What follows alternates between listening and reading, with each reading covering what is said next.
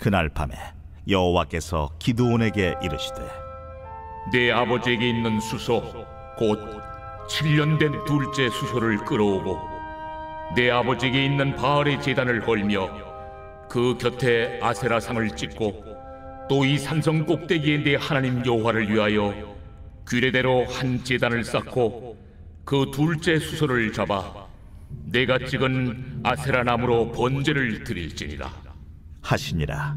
이에 기드온이 종 10사람을 데리고 여호와께서 그에게 말씀하신 대로 행하되 그의 아버지의 가문과 그 성읍 사람들을 두려워하므로 이 일을 감히 낮에 행하지 못하고 밤에 행하니라. 그 성읍 사람들이 아침에 일찍이 일어나 본즉 바알의 제단이 파괴되었으며 그 곁에 아세라가 찍혔고 새로 쌓은 제단 위에 그 둘째 수소를 드렸는지라 서로 물어 이르되 이것이 누구의 소행인가? 하고 그들이 캐어 물은 후에 이르되 요아스의 아들 기드온이 이를 행하였도다. 성읍 사람들이 요아스에게 이르되 내 아들을 끌어내라. 그는 당연히 죽을지니 이는 바알의 제단을 파괴하고 그 곁에 아세라를 찍었음이니라. 요아스가 자기를 둘러선 모든 자에게 이르되 너희가 바알을 위하여 다투느냐? 너희가 바알을 구원하겠느냐? 그를 위하여 다투는 자는 아침까지 죽임을 당하리라. 바알이 과연 신일진데 그의 제단을 파괴하였은즉 그가 자신을 위해 다툴 것이니라. 그날에 기드온을 여룻바알이라 불렀으니 이는 그가 바알의 제단을 파괴하였으므로 바알이 그와 더불어 다툴 것이라 함이었더라. 그때에 미디안과 아말렉과 동방 사람들이 다 함께 모여 요단강을 건너와서 이스라엘 골짜기에 진을 친지라. 여호와의 영이 기드온에게 임하시니 기드온이 나팔을 불매 아비에셀이 그의 뒤를 따라 부름을 받으니라. 기드온이 또 사자들을 온 므낫세에 두루 보내매 그들도 모여서 그를 따르고 또 사자들을 아셀과 스불론과 납달리에 보내매 그 무리도 올라와 그를 영접하더라. 기드온이 하나님께 여쭈되 주께서 이미 말씀하심같이 내 손으로 이스라엘을 구원하시려거든 보소서. 내가 양털 한 뭉치를 타작마당에 두리니 만일 이슬이 양털에만 있고 주변 땅은 마르면 주께서 이미 말씀하심같이 내 손으로 이스라엘을 구원하실 줄을 내가 알겠나이다 하였더니 그대로 된지라. 이튿날 기드온이 일찍이 일어나서 양털을 가져다가 그 양털에서 이슬을 짜니 물이 그릇에 가득하더라. 기드온이 또 하나님께 여쭈되 주여, 내게 노하지 마옵소서. 내가 이번만 말하리이다. 구하옵나니 내게 이번만 양털로 시험하게 하소서.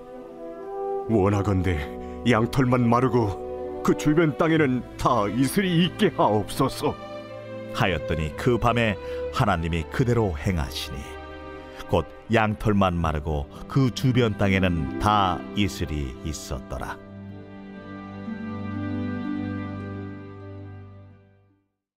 오늘 새벽에도 주님의 보좌 앞에 나오신 성도님들에게 하나님의 은혜와 평강이 함께 하시기를 축원드립니다. 오늘 사사기 6장 후반부 함께 살펴보도록 하겠습니다. 사사기는 왕이 없음으로 인한 그들의 고통을 보여주고 있습니다. 하나님은 이스라엘이 가나안 땅에 들어갈 때 왕이 없는 민족으로 세우셨죠. 그것은 하나님이 친히 왕 되시기 때문입니다. 이스라엘 백성들은 왕 대신 하나님의 명령, 즉 주님의 율법, 주의 질서를 쫓아 한 사람 한 사람이 자신의 기업 안에서 왕 같은 제사장의 역할을 감당을 합니다. 주의 말씀으로 통치하고 다스리는 삶을 사는 것이죠. 하지만 그들은 하나님의 질서대로 살지 아니하여서 하나님의 징계, 주님의 진노를 받게 됩니다. 이방 민족들에 의해서 공격을 받아 그들의 재산이 빼앗기고 약탈당하고 그들이 포로로 끌려가는 일까지 이제 발생하게 되는 것이죠. 그런데 이런 상황 속에서 그들은 그 원인이 하나님의 말씀대로 살지 아니함에 찾지 아니하고 왕이 없기 때문에 우리가 힘이 없다라고 생각을 하게 됩니다. 그래서 그들은 왕을 우리에게 만들어 달라고 하는 장면으로 이제 사사기가 마무리가 되지요. 여호수아가 죽은 이후에 지파별로 남은 정복 전쟁을 진행을 합니다. 유다 지파가 온전히 다 진멸을 하는 것을 샘플로 보여주고 나머지 지파들은 다 몰아내지 못하고 가나안 족속들과 더불어 살게 됩니다.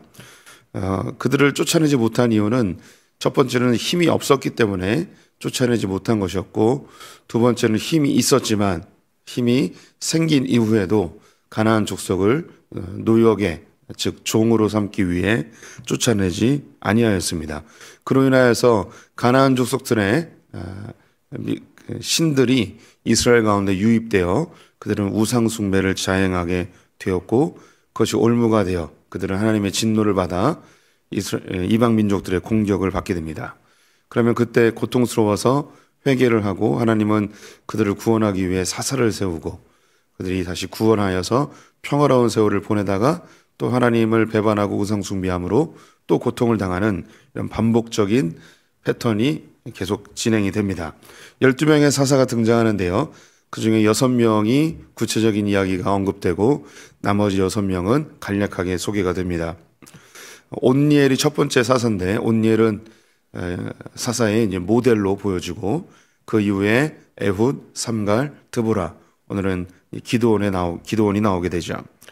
온니엘이 샘플이고 그 이후의 사사들은 다 부족한 자들이었습니다. 장애를 가진 자, 다문화 출신, 그리고 여성, 그리고 기드온은 겁쟁이입니다. 미디안에 의해서 므낫세 지파 지경이 많은 고통을 당하게 되었습니다. 7년 동안 고통을 당하는데요. 그들이 추수하면 몰려와서 다 빼앗아가고 이것이 반복되었습니다. 기드온은 추수철이 되었는데 사람들에게 들키지 않기 위해서 포도주 틀에 들어가서 이 밀을 추수하게 되죠. 이때 하나님이 그를 큰 용사여라고 하며 미디안에서 므낫세 지파를 구원하기 위한 사사로 세우시게 됩니다. 하나님의 사사로 부름받았을 때 그는 믿지 못했고 또 두려워하여서 표징을 요구합니다. 그것은 제물을 가져와서 하나님께 예배를 드렸더니 여호와의 사자가 지팡이를 대자 불이 나와서 다 불살라지며 하나님이 나를 부르셨구나라고 확증을 하게 되죠.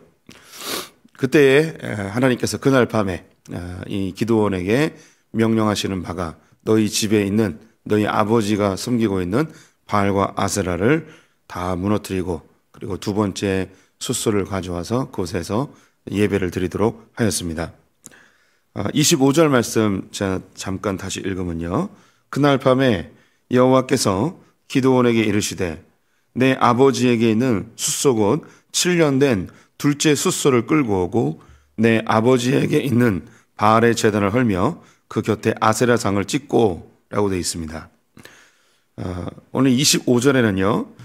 기드온에게 아주 구체적으로 하나님이 지시하는 장면이 있습니다. 성경에서 하나님이 대략 지시하는 경우가 있고요. 아주 구체적으로 지시하는 경우가 있습니다. 오늘 25절에 보면 그날 밤이라는 구체적인 시간이 언급되어 있고요. 그리고 아버지의 숫소 중에 7년 된 둘째 숫소를 언급합니다. 아주 구체적으로 이야기하고요. 그리고 내 아버지 집에 있는 바알의 제단과 아세라상을 찍으라고 이야기하고 있습니다. 아주 세밀하게 기드온에게 무엇을 해야 될지를 정확하게 알려주고 있습니다.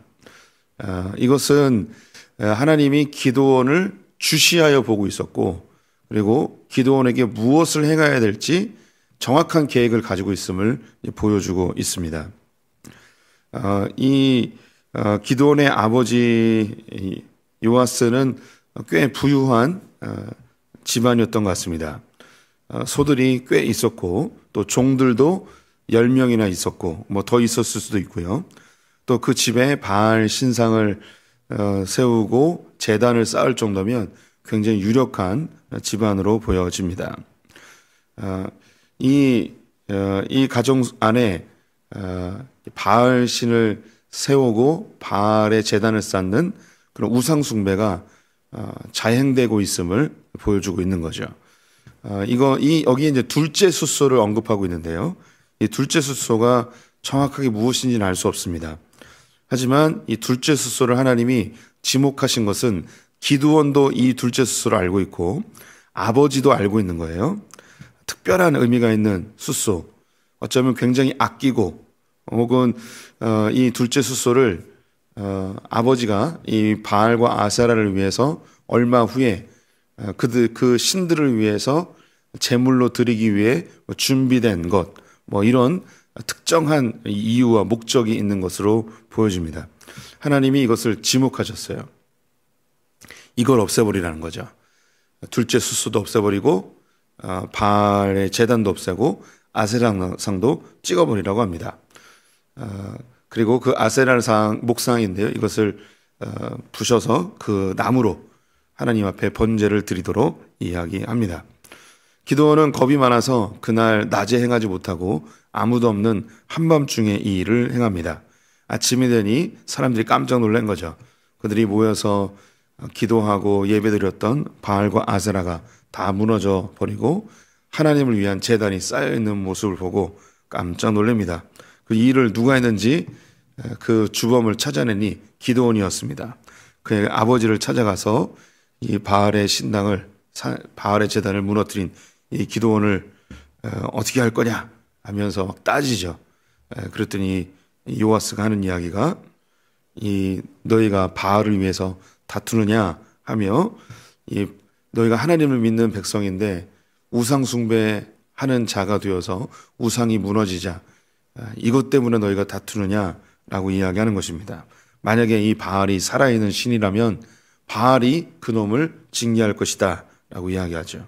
이 요아스가 그의 집에 바알의 제단이 있었고 아세라 목상이 있었는데 또 이 제사를 위해서 둘째 숫소를 특별히 준비해 놓은 이런 상황이었는데 그의 아들 기드온이 이것을 다 무너뜨리고 숫소를 잡아서 하나님께 예배드린 모습을 보고 그의 마음속에 강력한 깨달음, 강력한 하나님의 메시지로 이것을 받아들이게 된 것이죠.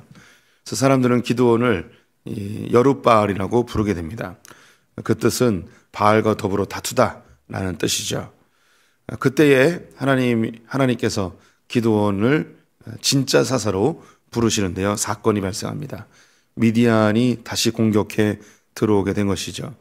하나님이 이 기드온을 부르실 때에 밀을 추수하는 그런 시기였습니다.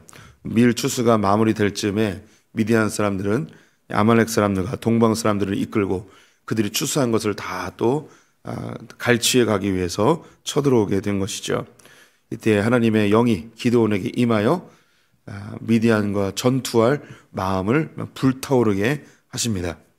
그런데 하나님의 영은 기드온을 불타오르게 하는데 그런데 그 마음속에 여전히 두려움이 있습니다. 이 두 마음이 늘 이제 공존하게 되는 거죠. 우리 성도님들도 어떤 일을 할 때에 하나님이 우리의 마음에 소원함을 막 주십니다. 그런데 동시에 그 상황과 환경에 두려움이 우리에게 또 몰려오기도 하죠. 이 두 마음이 늘 있습니다. 두려움은요, 용기는 두려움이 없는 상태가 아니고요. 용기는 두려움이 있음에도 불구하고 이 두려움을 뚫고 나가는 것이 용기입니다. 우리는 용기가 아주 많은 사람이 있는가 하면 용기가 없는 사람들도 있습니다. 그런데 성령님이 우리에게 임하시면 이 두려움을 뚫고 나올 수 있는 그런 용기를 불어넣어 주십니다. 성령님이 하시는 아주 강력한 작업이시죠. 그래서 나는 도저히 할 수 없는데 내 마음은 두렵고 내 환경은 제한되고 내 앞에 장벽은 분명히 두 눈에 보이지만 내 안에 성령님이 이 모든 것을 뚫고 나올 수 있는 용기를 주십니다. 이것을 요즘 제가 자주 사용하는 생명력이라고 표현할 수도 있겠죠. 다시 말씀드립니다. 용기는 두려움이 없는 상태가 아니고 용기는 두려움을 뚫고 나가는 것입니다. 이 기드온의 마음속에 그 두려움을 해결을 못하는 거예요. 하나님은 불일 듯이 이 미디안과의 전투에 대해서 그 마음속에 소망감을 막 주시는데 그 마음에 여전히 남아있는 그 두려움을 해결을 못하고 있었습니다. 그때 하나님 앞에 표징을 다시 구하죠. 아주 유명한 장면입니다. 양털을 가져와서 들판에 놓고 그 다음 날 아침에 하나님 이 아침이 되었을 때 이 양털에만 이슬이 내리고 땅은 메마르게 해 주십시오. 아침에 일어났는데 이 양털이 촉촉한 거예요. 그래서 짰더니 물이 주르르 흘러내렸습니다.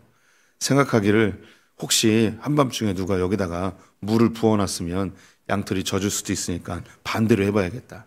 하나님 한 번만 더 시험해 보겠습니다. 용서해 주십시오. 제가 너무 두려워서 그렇습니다. 이 땅은 다 이슬이 맺히고 이 양털만 마르게 해 주십시오. 그 다음날 나와봤더니 이슬이 땅에 다 촉촉하게 내렸는데 이 양털에만 이슬이 없는 거예요. 그래서 그걸 보고서 하나님이 나와 함께 하시는구나 하면서 그 마음속에 이 두려움을 극복하고 미디안과 전쟁하러 이제 떠나게 됩니다. 하나님이 이 기드온을 정확하게 아세요. 첫 번째 부르실 때에 포도주 틀에서 밀을 추수하고 있을 때에 큰 용사여 라고 부르셨죠. 그 마음속에 두려움이 있어요. 그런데 가족들을 먹여 살려야 되는 충성심도 있고요. 미디안이 언제 공격해와서 다 뺏어갈지도 모르는, 지금 사람들은 다 산속에서 산성을 짓고 웅덩이를 파고 숨어 살고 있었어요. 그런데 자식들, 가족들을 위해서 충성스럽게 밀을 추수하고 있는 그 마음속에 두려움이 있어요. 하지만 가족을 사랑하는 마음이 그를 움직이게 하였습니다. 구체적으로 보고 있었습니다. 하나님이 산속에 숨어 있을 때 부를 수도 있었고요. 다른 상황에서 부를 수도 있었습니다. 그런데 구체적인 시간에 그 밀을 추수하고 있을 때 큰 용사여라고 부르십니다. 이 큰 용사여라는 말도 하나님이 기드온을 정확하게 알고 있었던 거죠. 그는 절대 큰 용사가 아닙니다. 그는 두려움에 벌벌 떠는 겁쟁이입니다. 하지만 어떻게든 뭔가 해보려고 하는 그를 큰 용사여라고 칭찬하시는 거죠.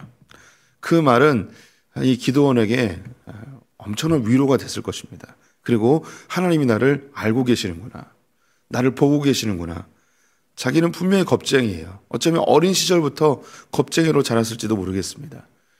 자기의 이 부족함, 자신의 유약함을 어떻게든 극복해 보려고 노력했지만 잘 안 되는 자기를 보면서 안타까워했을 수도 있습니다.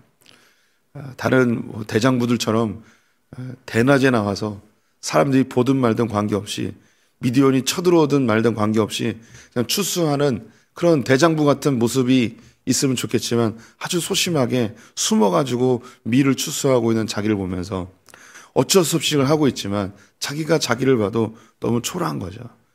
나는 왜 이렇게 겁이 많을까? 나는 왜 이렇게 담대하게 말하지도 못할까? 이런 자신의 모습을 탓하고 있었을지도 모르겠습니다. 근데 그에게 큰 용사여 라고 하는 이 말이 기드온을 정확하게 알고 계신 하나님, 보고 계신 하나님임을 알 수 있습니다. 그의 마음속에 하나님 이게 뭡니까? 하나님 계시다면 어찌하여 이렇게 우리가 고통당하고 있습니까? 하는 그의 마음속에 울분, 분노, 그리고 그 민족과 나라에 대한 안타까움, 이런 것도 하나님이 정확하게 알고 계시는 거죠. 그래서 너를 지목한 거야. 그래서 너를 사사로 부른 거야. 자기 집에 있는, 아버지 집에 있는 그 바알과 아세라를 다 처단하게 하고 다 불태워버리고 정확하게 둘째 숫소를 가지고 가서 행해라. 하나님이 기드온을 정확하게 알고 있었습니다. 그의 마음의 유약함도 알고 있었습니다. 그래서 두 번이나 하나님을 테스트하려고 하는 것도 다 인정해 주십니다. 하나님은 우리 성도님들을 잘 알고 계십니다. 그리고 우리 성도님들이 하나님 앞에 어떻게 반응할지도 다 알고 계십니다. 그 반응에 대해서 하나님은 놀라시거나 서운해하시거나 혹은 우리 성도님들을 질책하거나 책망하지 않으십니다. 하나님께서 저를 부르시는 장면이 이 기드온의 장면과 계속 오버랩이 되는데요. 제가 다녔던 교회가 큰 분란이 일어났습니다. 700명쯤 모이는 교회였었는데 장로님들하고 목사님하고 큰 다툼을 하게 되었어요. 그래서 목사님이 200명의 성도를 데리고 나가버리셨습니다. 그래서 개척을 하셨어요. 그리고 한 500명의 성도님들이 교회에 남았죠. 제가 그때 청년부 회장을 하고 있었는데요. 교회 장로님들이나 성도님들이 청년부가 다 그 목사님을 따라 나갈 줄 알았어요. 그래서 저에게 막 이렇게 압력을 가하기도 하고 협박하기도 하고 저를 굉장히 주시하여 보셨습니다. 그 이유가 뭐냐면 저는 굉장히 충성스러운 청년이었고 또 목사님의 아들이 제 친구였고 그리고 목사님에 위해서 굉장히 헌신적인 그런 모습을 계속 보였거든요. 그런데 제가 남아버린 거예요. 아주 이상하죠. 그 이유는 제 마음속에 뭐 여러 가지가 있었는데 목사님이 교회를 다툼이 있다고 해서 성도들을 선동해서 교회를 이렇게 만드는 모습이 하나님 앞에서 올바르다는 생각이 들진 않았어요.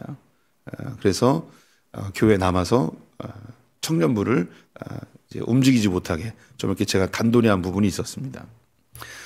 이제 목사님이 나가시고 성도도 나가고 교회는 엉망진창이 되고 새로운 목사님이 오시고 하지만 자리는 안 잡히고 청년부는 우왕좌왕하고 교육부서들은 다 이게 마음이 아주 어수선해지고 이런 상태였습니다. 그때 새로운 교육자들이 왔는데 교육자들이 적응하는데 6개월 걸리는 거예요. 지금 교회는 엉망진창인데 예를 들자면 지금 응급 환자인데 응급치료를 해야 되는데 진단하고 있는 거죠. 그래서 하나님 앞에 막 기도했어요. 하나님, 우리 교회는 지금 위기 상황이고 응급 상황인데 교육자들이 와가지고 지금 진단하고 있습니다. 어떻게 이럴 수 있습니까? 특별히 이제 청년부였는데 청년부 담당 교육자가 마음에 안 드는 거예요, 제가. 평택 시골이어서 좋은 교육자 구하기도 어려웠습니다. 그래서 마음속에 이렇게 뭐랄까요, 분노가 차오른다고 할까요? 하나님 제발 우리 교회에 좋은 교육자 좀 보내주십시오.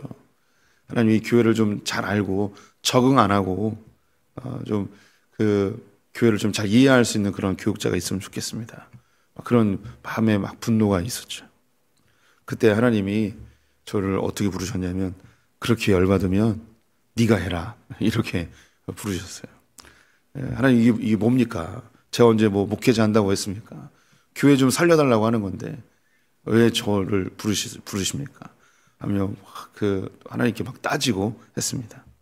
그래도 제 마음속에 이 교육자가 돼야 된다는, 교회의 사역자가 돼야 된다는 마음이 가라앉질 않는 거예요. 계속 막 불타는 거죠. 그 하나님의 부르심 앞에 그러면 주님 제가 테스트를 좀 하겠습니다. 하나님 노여워하지 마시고 이 테스트에 좀 응답을 주십시오. 그래서 제가 하나님 앞에 제시했던 테스트가 뭐냐면, 하나님 제가 이제 하나님의 음성을 좀 듣겠습니다. 그때 그 전부터 하나님이 저에게 주셨던 그 방법이 성경 말씀을 불러주세요.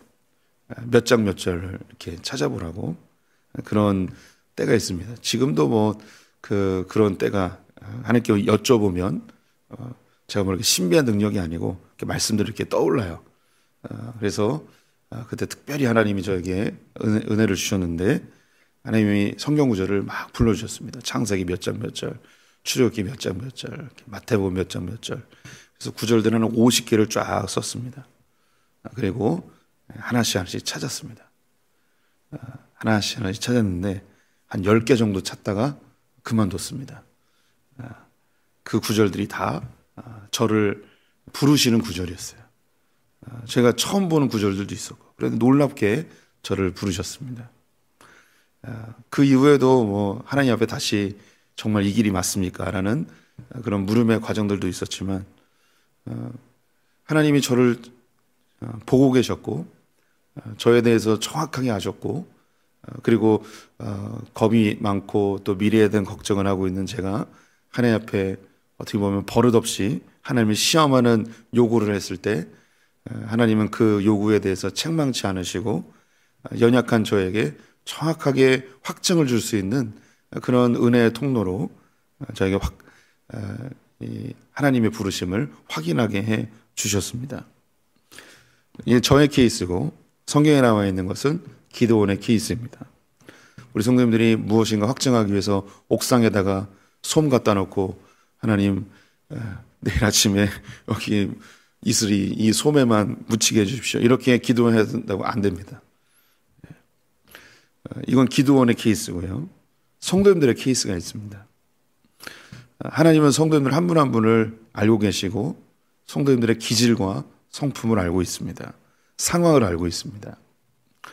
하나님 앞에 우리가 두려워하고 있고 혹은 도전하지 못할 때에 혹은 머뭇거리고 있을 때에 그리고 하나님과의 관계 속에서 하나님의 실존에 대한 그런 깊은 의문이 들 때 우리 성도님들이 하나님 앞에 이런 확증의 과정이 필요할 때도 있습니다. 하나님께 내 마음속에 드는 그 의문이나 하나님의 존재에 대한 것들을 물으실 수 있습니다.